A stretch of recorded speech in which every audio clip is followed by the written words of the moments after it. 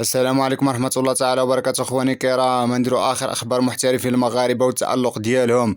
كل من امين الوزاني، ريان مايي، عمران اللوزة، الياس الشاعر، كذلك اسماعيل الصيباري، محمد البولديني والكابيتان وغانم سايس. ديروا لنا خوتي اشتراك ولايك. البدايه غتكون مع امين الوزاني اللي كيتالق وكيسجل البارح ثنائيه ما شاء الله تبارك الله في الدرجه الثانيه من الدوري الفرنسي مع الفريق ديالو، يعني كيتالق بكل معنى الكلمه. امين الوزني وكما شفناه سجل هدف مع المنتخب الاولمبي، يعني لاعب كيقدم مستويات رائعه. مستقبل المنتخب الوطني في قلب هجوم ديال المنتخب.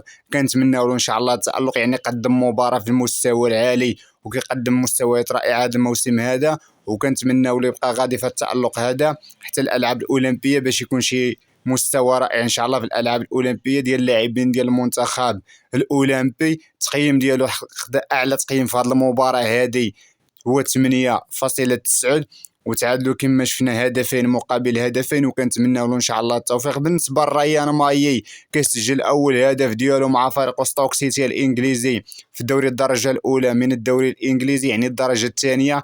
اول هدف ديالو بعد رجوعه من الاصابه. ريان مايي قدم مباراه في المستوى، وهذا الشيء اللي كما شفنا ريان مايي غاب على المنتخب كذلك لمده طويله من قبل كاس العالم، يعني ملي جا والد الركراكي ما عيطلوش بتاتا.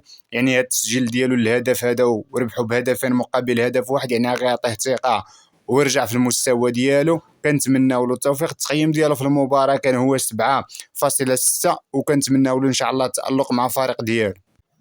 بالنسبه لعمران اللوزة، فريق واتفورد ربحوا بهدف ل0. عمران اللوزة لعب كاساسي، لعب 62 دقيقه في المباراه وربحوا بهدف ل0، والتقييم ديالو كان هو 6.7 ولعب 62 دقيقه. بالنسبه لإلياس الشاعر والمعاناه ديالو مع فريق كوينز بارك رانجرز الانجليزي، وكيخسر المباراه بهدفين مقابل هدف واحد. يعني كما شفنا إلياس الشاعر 7 المباريات، تعادلوا 2 المباريات فقط، وكما كنقولوا 5 الخسائر، يعني معاناه كبيره مع الفريق ديالو كوينز بارك رانجرز. بالنسبه لاسماعيل الصيباري، ما شاركش البارح مع فريقه بيس فيندوفين الهولندي وربحوا بثلاثه الاهداف مقابل هدف واحد. اسماعيل الصيباري ما شاركش في هذه المباراه هذه بتاتا، وكما شفنا اسماعيل الصيباري كان حاضر مع المنتخب في المعسكر ديالو اللي لعبوا جوج المباريات، مباراه منتخب الكوت ديفوار وكذلك منتخب ليبيريا.